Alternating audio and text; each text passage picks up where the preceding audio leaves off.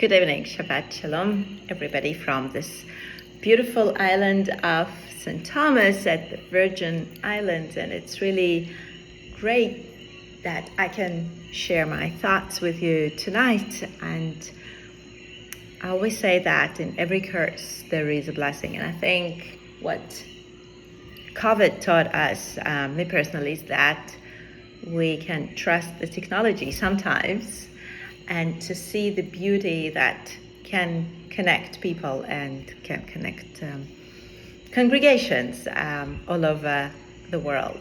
And it's ironic or not that this week I was asked to talk about Torah portion Lecha. And it teaches us that God said to Abraham, go forth from your native land and from your father's house to the land that I will show you, right? And Abraham got up and went.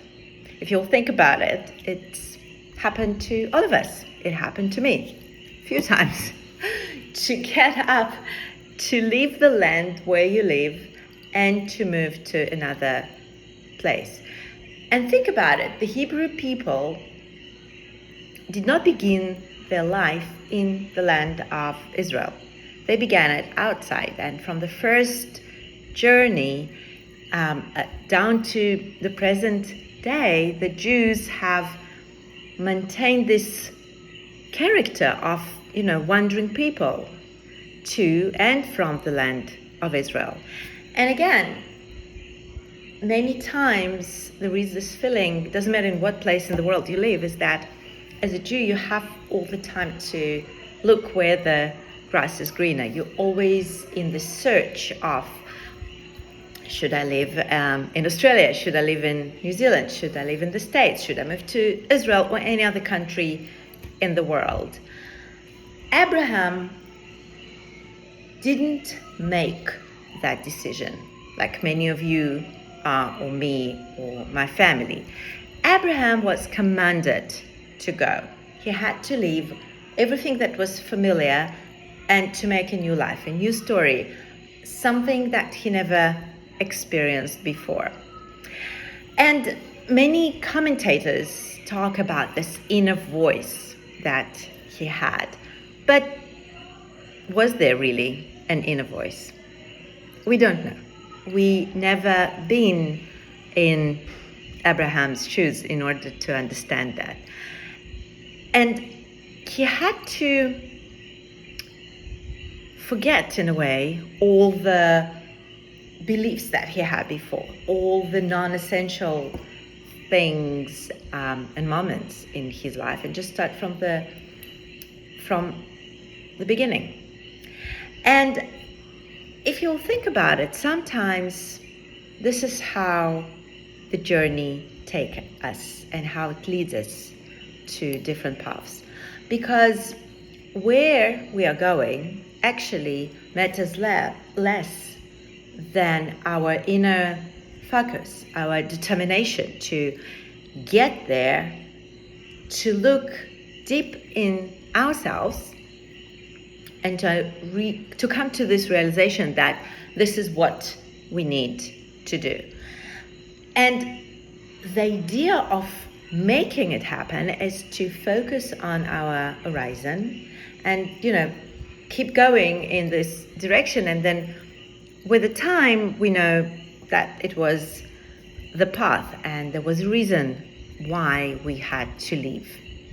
So again, as I mentioned, this portion starts with a very powerful opening line. And also the idea is that Abraham is a ger, meaning he has chosen the path we know as Judaism. But again, bear in mind, Judaism didn't really yet existed, but the idea that he was the first in line of people who would come to be known as Jews.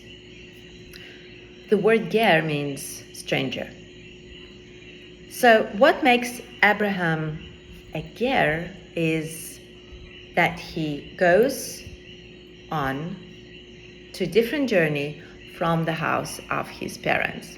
And again, today, each of us, like Abraham, moved from the place of our birth to different journeys.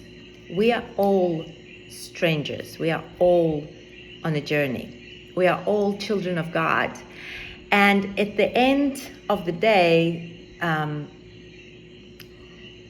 we are those who have this inner voice to allow us to pick up, leave, and to choose a new path. It may be physically, it may be metaphorically, but those journeys in life bind us one to another.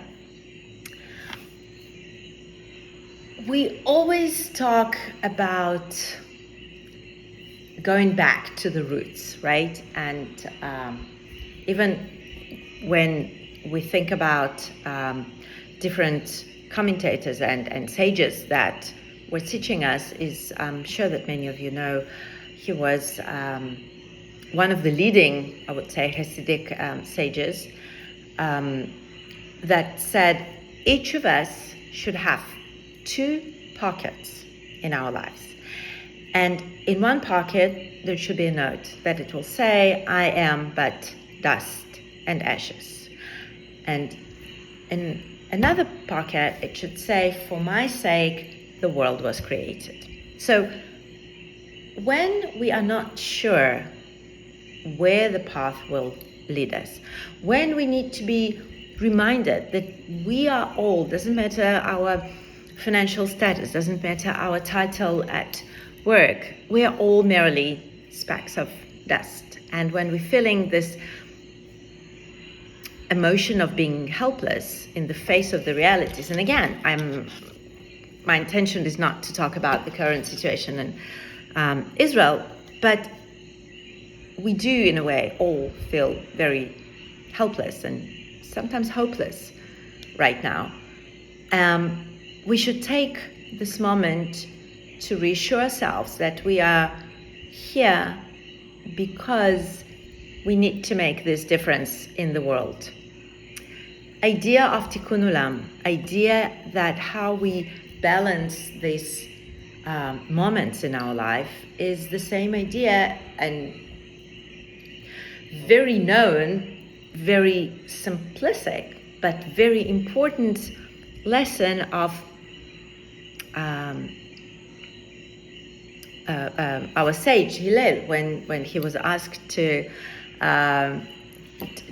explain the whole Torah while he's standing on one foot, and his answer was very clear: what is hateful to you, do not do to others. And the rest is the commentary.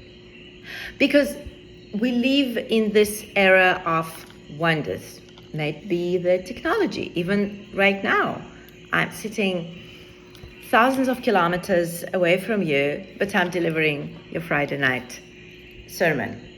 Because